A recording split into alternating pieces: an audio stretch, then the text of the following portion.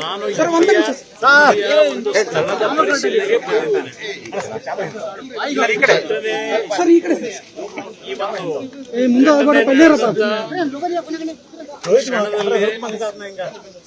ಜಿಲ್ಲಾಧಿಕಾರಿ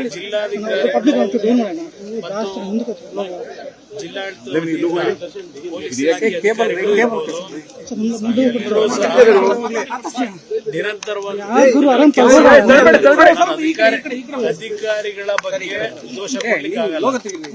ಇದು ನಾವು ಯಾರು ಊಹೆ ಮಾಡ್ಲಿಕ್ಕೆ ಆಗದೆ ಅಂತಕ್ಕಂಥ ರೀತಿಯ ಒಂದು ಅನಾಹುತ. ಇತ್ತೀಚಿನ ದಿನಗಳಲ್ಲಿ ನಾವು ಮೂಲಭೂತ ಸೌಕರ್ಯಗಳನ್ನ ಕಲ್ಪಿಸಬೇಕು ಅಂತ ಹೇಳಿ ಹಲವಾರು ರೀತಿಯ ಪ್ರಗತಿಯ ಹಿನ್ನೆಲೆಯಲ್ಲಿ ಮಾಡತಕ್ಕಂಥದ್ದೇನಿದೆ, ಆ ಒಂದು ಮೂಲಭೂತ ಸೌಕರ್ಯಗಳನ್ನು ಕೊಡಬೇಕಾದ್ರೆ ಕೆಲವು ಅವೈಜ್ಞಾನಿಕವಾದ ರೀತಿಯಲ್ಲಿ ಕಾರ್ಯಗಳು ನಡೀತಾ ಇರತಕ್ಕಂಥದ್ರಿಂದ ಇಂಥ ಒಂದು ಘಟನೆಗಳು ಮರುಕಳಿಸ್ತಾ ಇದ್ದಾವೆ.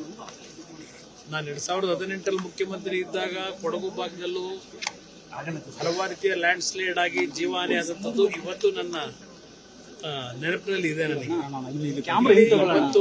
ಅತ್ಯಂತ ದುಃಖಕರವಾದಂತಹ ಸಂಗತಿ, ಪ್ರತಿನಿತ್ಯ ಒಂದು ಶ್ರಮಜೀವಿಗಳಾಗಿ ಕೆಲಸ ಮಾಡ್ತಾ ಇದ್ದಂತ ಕುಟುಂಬದ ನಿರ್ವಹಣೆಗೆ 5 ಕುಟುಂಬದ ಸದಸ್ಯರು ಮರಣ ಹೊಂದಿರತಕ್ಕಂಥ ದಾರುಣವಾದಂತ ಒಂದು ಘಟನೆ. ಅದ್ರ ಜೊತೆಗೆ ಇವತ್ತು 2-3 ದೊಡ್ಡ ವಾಹನಗಳ ಮಣ್ಣಿನ ಕುಸಿತದಲ್ಲಾಗಿರ್ತಕ್ಕಂಥ ಅನಾಹುತಗಳು, ಇದೆಲ್ಲವನ್ನ ಕಳೆದ ಒಂದು ವಾರದಿಂದ ಏನೋ ಒಂದು ನಿರಂತರವಾಗಿ ಇವತ್ತು NDRF ನ ಸಿಬ್ಬಂದಿಗಳಿರ್ಬೋದು, ಜಿಲ್ಲಾಡಳಿತದ ಸಿಬ್ಬಂದಿಗಳಿರ್ಬೋದು ಪ್ರಾಮಾಣಿಕವಾಗಿ ಕೆಲಸ ಮಾಡ್ತಾ ಇದ್ದಾರೆ. ಇದು ಆಗಬಾರ್ದಂತ ಒಂದು ಘಟನೆ. ಇಲ್ಲಿ ಒಂದು ಪ್ರಶ್ನೆ, ಕೆಲವು ಇವತ್ತು ಟೀಕೆ ಮಾಡತಕ್ಕಂಥದ್ದು ಈ ಒಂದು ಕಾಮಗಾರಿಯ ಒಂದು ಅನ್ಸೈಂಟಿಫಿಕ್ ಆಗಿ ಮಾಡಿರ್ತಕ್ಕಂಥ ಹಿನ್ನೆಲೆ ಇಂಥ ಒಂದು ಘಟನೆ ನಡೆದಿದೆ.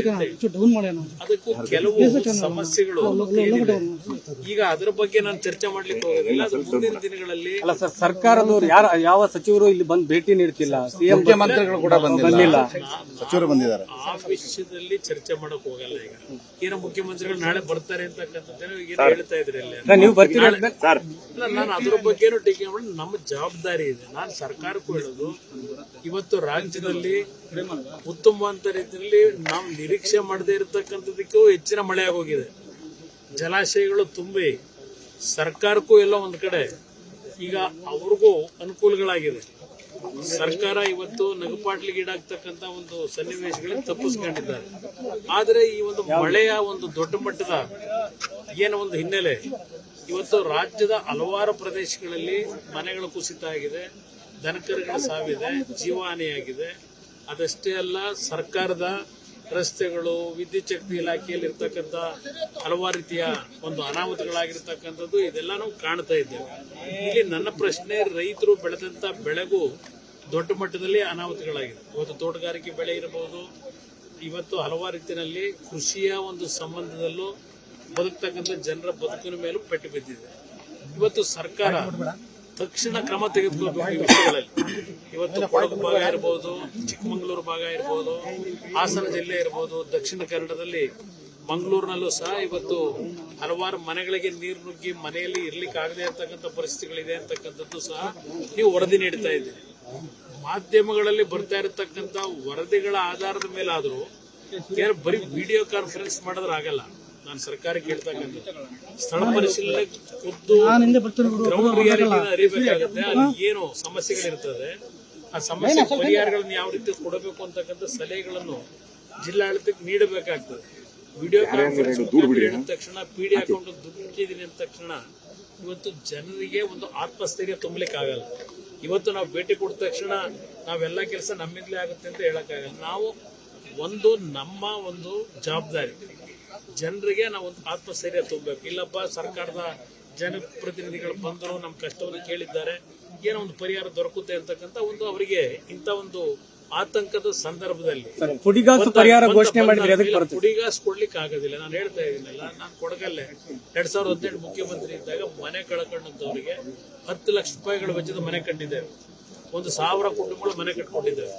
ನಾನು 2018 ಮುಖ್ಯಮಂತ್ರಿ ಇದ್ದಾಗ ಅದೇ ರೀತಿಯಲ್ಲಿ ಮನೆಗಳು ಬಿದ್ದಂಥದ್ದು ಎಲ್ಲೇ ಇದ್ರೆ ರಾಜ್ಯದಲ್ಲಿ ಯಾವುದೇ ಭಾಗದಲ್ಲಿ ಮಳೆ ಅನಾಹುತ ಮನೆ ಬಿದ್ದರೆ ಅದಕ್ಕೆ ದೊಡ್ಡ ಮಟ್ಟದ ಪರಿಹಾರ ಕೊಡಬೇಕಾಗುತ್ತೆ. ಜೊತೆಗೆ ಬೆಳೆ ಹಾನಿ ಆದಂತವ್ರಿಗೂ ಇವತ್ತು ಪರಿಹಾರಗಳನ್ನು ಕಲ್ಪಿಸಬೇಕಾಗ್ತದೆ. ಅದು ನಿಮ್ಮ ಗೈಡ್ ಲೈನ್ ಇಟ್ಟಿರ್ತಕ್ಕಂಥ. ಸರ್, ಈಗ ಡಿ ಕೆ ಶಿವಕುಮಾರ್ ಅವರು ಒಂದು ಆರೋಪ ಮಾಡಿದ್ದಾರೆ, ಬರೀ ಭೇಟಿ ಕೊಟ್ಟರೆ ಆಗಲ್ಲ ಕುಮಾರಸ್ವಾಮಿ ಅವರು, ಅದಕ್ಕೆ ಬೇಗ ಕೇಂದ್ರದಿಂದ ಪರಿಹಾರನ ಅವರು ಕೊಡಿಸಬೇಕು ಅನ್ನುವಂಥದ್ದು. ಏನ್ ಪರಿಹಾರ ಕೊಡಿಸಬೇಕು? ಕೇಂದ್ರ ಸರ್ಕಾರದ ಕಾಮಗಾರಿ ಆಗಿರೋದ್ರಿಂದ ಸಾಕಷ್ಟು ಕಳಪೆ ಕಾಮಗಾರಿ ಮಾಡಿರೋದ್ರಿಂದಾಗಿ ಗುಡ್ಡ ಕುಸಿತ ಆಗ್ತಾ ಇದಾವೆ. ಹಾಗಾಗಿ ಇದಕ್ಕೆ ನೇರವಾಗಿ ಕೇಂದ್ರ ಸರ್ಕಾರನೇ ಹೊಣೆ ಅಂತ ಮಾತನ್ನ ಹೇಳಿರೋದು. ಸಮಸ್ಯೆನೋ ರಾಜ್ಯದ ಸಮಸ್ಯೆನೋ ಅದೆಲ್ಲ ಆಮೇಲೆ ಚರ್ಚೆ ಮಾಡಿ. ಅಲ್ಲ ಸರ್, ಕೇಂದ್ರದಿಂದ ಏನ್ ಪರಿಹಾರಕ್ಕೆ ಒತ್ತಾಯ ಮಾಡಿ ಇಲ್ಲ ಆಗಿರತಕ್ಕಂತ ಅನಾಹುತದ ಬಗ್ಗೆ ಪ್ರಧಾನಮಂತ್ರಿಗಳಿಗೂ ನಾನು ಮನವಿ ಕೊಡ್ತೀನಿ. ಈ ತರ ಆಗಿದೆ ಅಂತ ಹೇಳ್ತೇನೆ. ಹೇಳಿ ಅಲ್ಲಿಂದ ಏನ್ ಈಗ NDRF ಇಂದ ಸಿಬ್ಬಂದಿಗಳು ಬಂದಿರೋದು ಕೇಂದ್ರ ಸರ್ಕಾರದ ರೆಪ್ರೆಸೆಂಟೇಟಿವ್ಗಳೇ ತಾನೇ ಅವ್ರು ಕೆಲಸ ಮಾಡ್ತಾ ಇರೋದು. ಈಗ ಇಲ್ಲಿ ಇರ್ತಕ್ಕಂಥದ್ದು ರಾಜ್ಯ ಸರ್ಕಾರ. ಇವತ್ತು ನೀವೇನ್ ಮಾಡ್ತೀರಿ? ಈಗ ನಾನು ಮುಖ್ಯಮಂತ್ರಿ ಇದ್ದಪ್ಪ 2018 ಜೀವಹಾನಿ ಆಯ್ತು, ಮನೆಗಳು ಬಿದ್ದಿತ್ತು, ನಾನು ಕೇಂದ್ರ ಸರ್ಕಾರ ಕಾಯ್ತಾ ಇದ್ನ. ನಾನೇ ಅವತ್ತೆಲ್ಲ ಪರಿಹಾರಗಳು ಕೊಟ್ಟಿಲ್ವಾ ಮುಖ್ಯಮಂತ್ರಿಯಾಗಿ? ನಾವು ಅವರು ಇಬ್ಬರು ಸೇರಿ ಸರ್ಕಾರ ಮಾಡಿದ್ವಲ್ಲ. ಕೇಂದ್ರ ಮಲ್ತಾಯಿ ಧೋರಣೆ ಮಾಡ್ತಾ ಇದೆ ಅಂತ ಅವ್ರ ಆರೋಪ. ಅವ್ರಿಗೆ ಅದ್ರ ಬಿಟ್ಟರೆ ಬೇರೆ ಇನ್ನೇನು ಚರ್ಚೆ ಮಾಡ್ಲಿಕ್ಕೆ ಅವ್ರ ಹತ್ರ ಮಾಹಿತಿ ಇಲ್ಲ. ಬರೀ ಪ್ರತಿಯೊಂದಕ್ಕೂ ಕೇಂದ್ರ ಸರ್ಕಾರದ ಮೇಲೆ ಗೂಬೆ ಕೂರಿಸೋದ್ರಿಂದ, ಟೀಕೆ ಮಾಡೋದ್ರಿಂದ ಇವ್ರಿಗೆ ಏನ್ ದೊರಕುತ್ತೆ? ಇವ್ರ ಜವಾಬ್ದಾರಿ ಏನು? ರಾಜ್ಯ ಸರ್ಕಾರದ ಜವಾಬ್ದಾರಿ ಏನು? ತಕ್ಷಣ ಕ್ರಮ ತೆಗೆದುಕೋಬೇಕಾದ್ರೆ ಇವ್ರೇನ್ ಮಾಡ್ಬೇಕು ಇದನ್ನ ನೋಡ್ಬೇಕಲ್ಲ. ಆಮೇಲೆ ಕೇಂದ್ರ ಸರ್ಕಾರದ ಬಂದು ಚರ್ಚೆ ಮಾಡಿ. ಸರ್, ಕೇಂದ್ರ ಸರ್ಕಾರದಿಂದ ನೀವು ಎಷ್ಟು ಒತ್ತಾಯ ಮಾಡ್ತೀರಿ? ಇಲ್ಲಿ ಪ್ರಶ್ನೆ ನಮಗೆ ರಾಜ್ಯ ಸರ್ಕಾರದಿಂದ ಏನ್ ಮಾಹಿತಿಗಳು ಬರುತ್ತೆ ನೋಡೋಣ. ಅದ್ರ ಮೇಲೆ ಚರ್ಚೆ ಮಾಡಬೇಕು. ಅದರಷ್ಟು ಪರಿಹಾರ ಕೇಂದ್ರದಿಂದ ಕೊಡ್ತೀರಾ ಸರ್? ರಾಜ್ಯ ಸರ್ಕಾರದಿಂದ ಕೊಟ್ಟಷ್ಟು ಪರಿಹಾರ ಒಂದು ಗೈಡ್ ಲೈನ್ಸ್ ಇದೆ. NDRF ನಾಡಿನಲ್ಲಿ, SDRF ನಾಡಿನಲ್ಲಿ ಇವತ್ತು ಒಂದು ಗೈಡ್ ಲೈನ್ಸ್ ಇವತ್ತು ಮಾಡಿರೋದಲ್ಲ, ಸ್ವಾತಂತ್ರ್ಯ ಬಂದ ನಂತರ ಒಂದು ಗೈಡ್ ಲೈನ್ಸ್ ಇಟ್ಟಿದ್ದಾರೆ ಅನಾಹುತಗಳಾದಾಗ. ಆ ಗೈಡ್ ಲೈನ್ಸ್ ಆಧಾರದ ಮೇಲೆ ಮಾಡ್ತಾರೆ. ಈ ಹೆದ್ದಾರಿ ಅವೈಜ್ಞಾನಿಕ ಕಾಮಗಾರಿಯಿಂದಾನೇ ಇದು ಘಟನೆ ಆಗಿದೆ ಸರ್. ಇದು ಬೇರೆ ಬೇರೆ ಕಡೆ ಆಗುವಂತ ಸಾಧ್ಯತೆ ಇದೆ. ಯಾವ ರೀತಿ ದುರಸ್ತಿ ಮಾಡ್ತಾರೆ? ಅದಕ್ಕೆ ಅವೈಜ್ಞಾನಿಕವಾಗಿ ಆಗಿದೆ ಅಂತಕ್ಕಂಥ ಎಲ್ಲರೂ ಹೇಳ್ತೀವಿ. ಅವೈಜ್ಞಾನಿಕವಾಗಿ ಆಗ್ತಕ್ಕಂಥದ್ದಕ್ಕೆ ನಾನು ಬರೀ ಇಂಜಿನಿಯರ್ಗಳನ್ನ ಹೇಳಲ್ಲ. ಅರಣ್ಯ ಇಲಾಖೆಯಲ್ಲಿ ಹಲವಾರು ಕಾನೂನುಗಳನ್ನು ತಂದು ಅರಣ್ಯ ಇಲಾಖೆನಲ್ಲಿ ಇಂಥ ಒಂದು ಪಶ್ಚಿಮ ಘಟ್ಟಗಳ ಪ್ರದೇಶಗಳಲ್ಲಿ ಫಾರೆಸ್ಟ್ ಕೆಲಸಗಳಾಗಬೇಕಾದ್ರೆ ಅವ್ರದೇ ಆದಂತ ಒಂದು ಬಾರ್ಗಳನ್ನು ಹಾಕ್ತಾರೆ. ಇಂತಿಂತ ನಿಯಮಾವಳಿ ಮೇಲೆ ಕೆಲಸ ಮಾಡಬೇಕು ಅಂತೇಳಿ ಅರಣ್ಯ ಇಲಾಖೆಯವರು ಹಾಕ್ತಾರೆ. ಅದರಿಂದ ಇಂಥ ಒಂದು ಘಟನೆಗಳಿಗೆ ಆ ರೀತಿಯ ಅವರ ಒಂದು ಏನೋ ಒಂದು ತೀರ್ಮಾನಗಳು ಮಾಡ್ತಾರೆ, ಕೆಲಸಗಳು ಮಾಡಬೇಕಾದ್ರೆ ಅವರಿಂದಲೂ ಕೆಲವು ತಪ್ಪುಗಳಾಗಿದೆ ಅರಣ್ಯ ಇಲಾಖೆಯಿಂದ. ಅದೆಲ್ಲ ಸರಿಪಡಿಸಬೇಕು ಅನ್ನೋದನ್ನು ಗಮನಕ್ಕೆ ತರುತ್ತೆ.